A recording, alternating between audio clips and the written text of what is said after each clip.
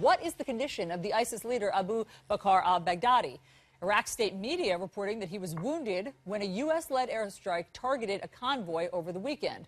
But U.S. Central Command says it cannot confirm that. Now the search is on for any sign of him.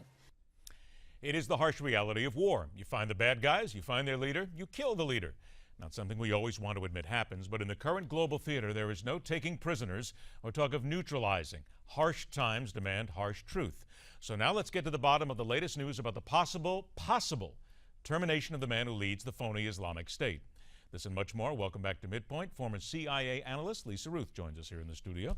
Always a pleasure to see you. We get the truth out here.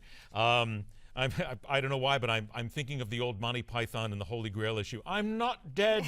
I'm not dead. I don't mean to make fun of it, but we do have to kind of temper this. The reports are saying that al-Baghdadi may have been killed, but as I think is prudent, the U.S. now is just pulling back and saying, let's not get excited.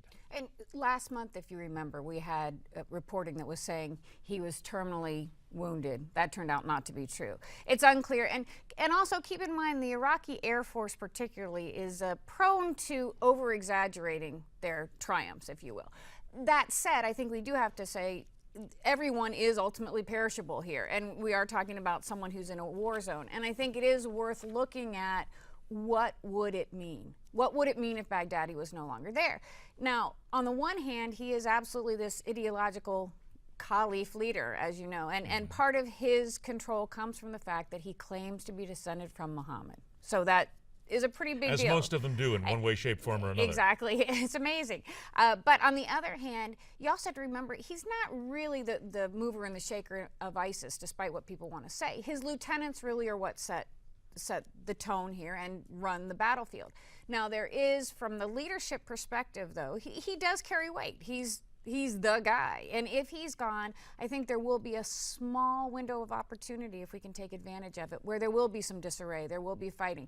Technically, the Caliph cannot be in charge if he's missing body parts, for example. These guys have fooled us before, certainly with a lot of their intelligence and a lot of their military acumen. Is it possible, what you just said, that the fact that the lieutenants are the big ones, that this guy is sort of a figurehead, that maybe ISIS is being run from one step below, and that's really all he is just the guy to take attention away from that second tier? 100%, absolutely. Now, I'm not taking away possibility, right? That he could be running things, but it's too spread out. We know that he's not controlling everything. We absolutely know that.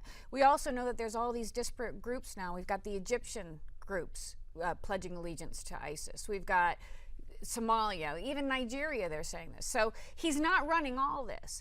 And there is very much a temptation by the West. We like to say, look at bin Laden. You know, that's the obvious parallel. Get rid of bin Laden and, oh, al-Qaeda walks up with their hands up? No, not exactly. You know, things continue on. And I think you're exactly right. The fact that he could be a point man, sort of, but there's always another one. You can always change your narrative.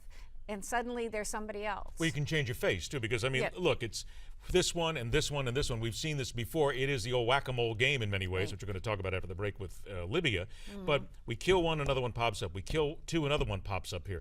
And it's still possible here that this is completely false. I'm now hearing reports that it might be one of his lieutenants that might have been killed. If that. And again, keep in mind, we may not know. If you're running we may never know. That's just, if you're running a PR deal, and if he is a big issue, a point man, would you want to advertise he's dead? Except that it could revitalize and make these guys even more aggressive. And at that point, the chance of terrorist attack absolutely goes up. Now, about a minute or so we have left here, even less. When you talk about that window, if indeed he's dead, is there really going to be that much chaos? And could we be fast enough to take advantage of it? Is there going to be chaos? Yes. I don't think it's going to be long term. Can we be fast enough? I doubt it. I don't think we're going to be able to identify those vulnerabilities quickly enough due to what we've talked about, lack of intelligence on the ground. We still haven't really gotten to the hornet's nest, have we? I mean, because these guys are so mobile that we go after one place, 10 minutes later they're in someplace else, the next day they're 100 miles away. Absolutely. And what we will see is more fighting on the ground by groups like al-Nusra Front against ISIS, those kind of things.